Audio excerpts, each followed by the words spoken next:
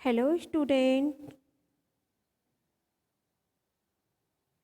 How are you? I hope you are fine.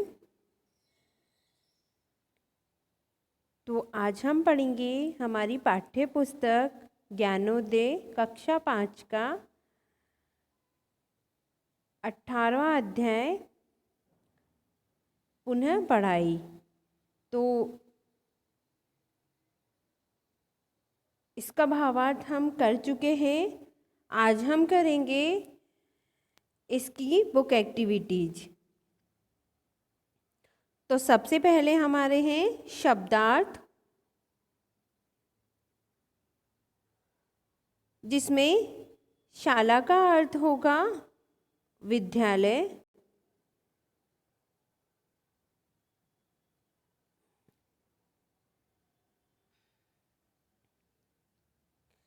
विद्यालय के बाद दूसरा शब्द है गणना। गणना का अर्थ है गिनती। इसके बाद है हृदयंगम, अच्छी तरह याद करना। कठिनतर, कठिनतर का अर्थ होता है बहुत कठिन। इसके बाद है समय सारणी। समय सारणी का अर्थ होता है टाइम टेबल। तो बच्चों, इसके बाद हम करेंगे हमारे मौखिक वाले प्रश्न। पहला प्रश्न है, बच्चों की स्कूल की छुट्टियां किन महीनों में होती है? तो बच्चों, इसका आंसर आपसे बेहतर और कौन बता सकता है? ये तो आप लोगों को सबको पता ही होगा, जिसका आप बेसब्री से इंतजार करते हो। तो बच्चों के स्कूल की छुट्टियां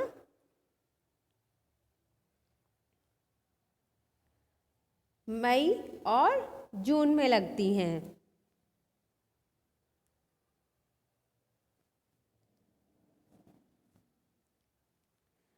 इसके बाद है, कविता के अनुसार पाठशाला कौन से महीने में खुलती है?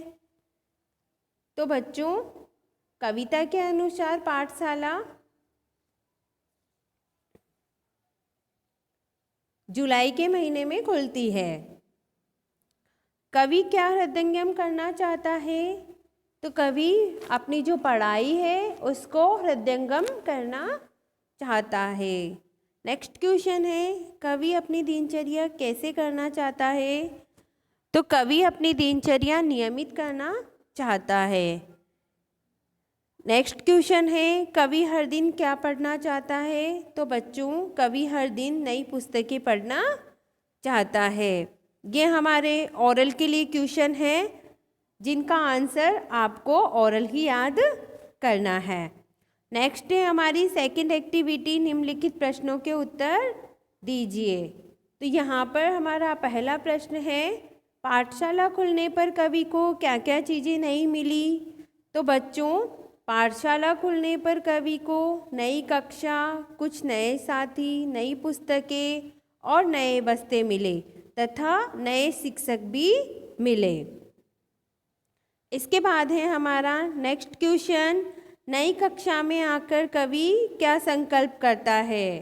तो नई कक्षा में आकर कवि संकल्प लेता है कि मैं हर रोज कुछ नया पढ़ूं, पर पिछला भी कुछ भूल न सकूं।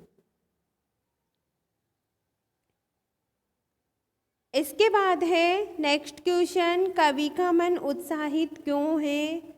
तो बच्चों, कवि का मन उत्साहित है क्योंकि सभी कुछ नया है और वह चाहता है कि सब कुछ पढ़ लूँ, सारा कुछ अच्छी तरह याद कर लूँ, अपनी कक्षा में कभी पीछे न रहूँ और अपनी दिनचर्या नियमित कर लूँ। तो इनमें से कवि यही करना चाहता है। नेक्स्ट क्वेश्चन है, कविता का सार अपने शब्दों में लिखें। तो इस कविता में हमें पूरी कविता का सार अपने शब्दों में बताना है। तो प्रस्तुत कविता में कवि ने मई जून के बाद जुलाई में विद्यालयों के खुलने की चर्चा करते हुए लिखा है कि मई जून छुट्टियों का माह बीत गया, जुलाई आ गया और सभी विद्यालय पुनः खुल गए हैं। तो बच्चों, पढ़ाई शुरू हो गई है। इस दरमियान विद्यालय में अनेक परिवर्तन आए हैं। छात्रों को नई कक्षा मिली, नए साथी मिले, नई पुस्तकें मिली, नए बस्ते के साथ साथ कुछ नए अध्यापक और नई समय सारणी भी मिली है। बच्चों का मन अत्यंत हर्षित है और वे चाहते हैं कि अपनी नई पुस्तकों के सभी पाठ अभी भी याद कर लें और कक्षा में प्रथम रहें तथा पिछला पाठ भी न भूलें। इसके बाद है सही उत्तर पर सही का निशान लगाएं। कवि के बस्ते में कैसी पुस्तकें हैं? तो बच्चों कवि के बस्ते में नई पुस्तकें हैं। कवि के मन में क्या बात आई? तो फर्स्ट ऑप्शन है खेलने की, सेकंड ऑप्शन है घूमने की, थर्ड ऑप्शन है पक्का होकर पढ़ाई करने की और फोर्थ ऑप्शन है स्कूल नहीं जाने की। तो राइट ऑप्शन इज पक्का होकर पढ़ाई करने की, थर्ड ऑप्शन। नेक्स्ट है नव विज्ञान और है नव पंक्ति पूरी करें। तो इसमें फर्स्ट ऑप्शन है गणना, सेकंड ऑप्शन है संस्कृति, थर्ड ऑप्शन है साथी और फोर्थ ऑप्शन है पुस्तकें। तो राइट ऑप्शन इज फर्स्ट गणना। नेक्स्ट क्वेश्चन है कवि कहाँ पिछड़ना नहीं चाहता? फर्स्ट ऑप्शन है घर में, सेकंड ऑप्शन कक्षा में, थर्ड ऑप्शन सड़क पर और फोर्थ ऑप्शन दौड़ में। तो इसका राइट आंसर होगा सेकंड ऑप्शन कक्षा में। नेक्स्ट है अपने फॉर एक्टिविटी। तो इसके अंदर है फिल इन द ब्लैंक। कोष्टक से उचित शब्द छांटकर वाक्य पूरे करें। तो फर्स्ट वाला है विद्यालयों में लंबी छुट्टी मई और जून में होती है। नई कक्षा में आने पर नई समय सारणी बन गई है। नेक्स्ट है नई कक्षा में नए शिक्षक भी आए।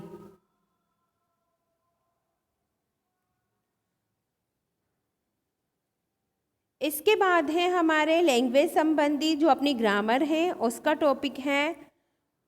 बच्चों क्या आप जानते हैं कि हम आपस में जो बातचीत करते हैं वाक्यों में ही करते हैं। वाक्य सार्थक शब्दों के व्यवस्थित और क्रमबद्ध समूह से बनते हैं जो किसी विचार को पूर्ण रूप से प्रकट करते हैं। अर्थात अर्थ प्रकट करने वाले सार्थक शब्दों के व्यवस्थित समूह को वाक्य कहते हैं। तो बच्चों वाक्य किसे कहते हैं? अर्थ प्रकट करने वाले जो सार्थक समूह है के शब्दों को ही हम वाक्य कहते हैं। अब वाक्य के दो अंग होते हैं, उद्देश्य तथा विधेय। उद्देश्य वाक्य का वह अंग है जिसके बारे में कुछ कहा जाता है। तो बच्चों उद्देश्य वह अंग होता है जिसके बारे में कुछ कहा जाता है। इसके अंतर्गत मुख्य रूप से कर्ता आता है। तो उद्देश्य कौन होता है? कर्ता। जैसे रवीश विद्यालय जा रहा है तो वाक्य में उद्देश्य कौन हुआ? रवीश। उद्देश्य के विषय में जो कहा जाता है उसे हम विधेय कहते हैं। तो विद्यालय जा रहा है ये क्या हो गया? हमारा विधेय। तो आगे हम जो वाक्य है उसको डिफाइन करेंगे। निम्नलिखित वाक्यों से उद्देश्य और विधेय अलग करके लिखें। तो हमें उद्देश्य और विधेय अलग करके लिखना है। फर्स्ट वाक्य है हमारा छुट्टियों के बाद रमन का विद्यालय खुल गया। तो इसके अंदर उद्देश्य होगा रमन और विधेय होगा विद्यालय। सेकंड वाक्य है विद्यालय में कुछ नए छात्र आए हैं। तो विद्यालय हो गया उद्देश्य और छात्र हो गए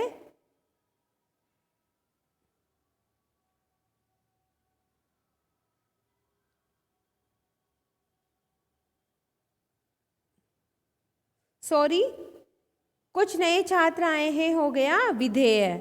और फर्स्ट वाले वाक्य में हो गया रमन का विद्यालय खुल गया।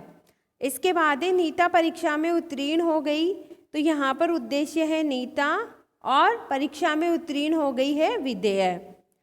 सोनाली की दिनचर्या नियमित है। उद्देश्य है सोनाली और दिनचर्या नियमित है विधेय। नेक्स्ट है पाठ से 5 वाक्य चुनकर लिखें तथा उसके उद्देश्य एवं विधेय अलग करके लिखें। तो पाठ से हमें 5 वाक्य लेने हैं और उनके उद्देश्य और विधेय अलग अलग लिखने हैं। गए मई जून आई जुलाई। मई जून और जुलाई क्या हो गए? उद्देश्य हो गए और विधेय क्या है? गए और आई। शुरू हो गई पुनः पढ़ाई, तो पढ़ाई क्या है यहाँ पर उद्देश्य है और शुरू हो गई पुनः विधेय है। नेक्स्ट है नई पुस्तकें नए बस्ते में, तो पुस्तकें यहाँ पर उद्देश्य हैं और नए बस्ते में यहाँ पर विधेय है। कई नए शिक्षक भी आए, शिक्षक यहाँ पर उद्देश्य है और आए यहाँ पर विधेय है। हुए कठिनतर सब फॉर्मूले, फॉर्मूले यहाँ पर उद्देश्य है और हुए कठिनतर सब यहाँ पर विधेय है।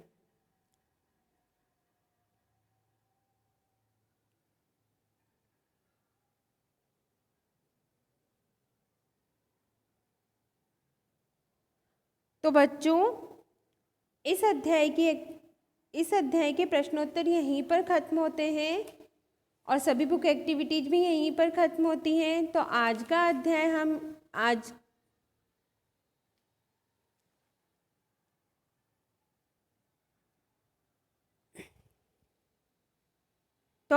अध्याय हम यहीं समाप्त करते हैं। Okay, bye all of you.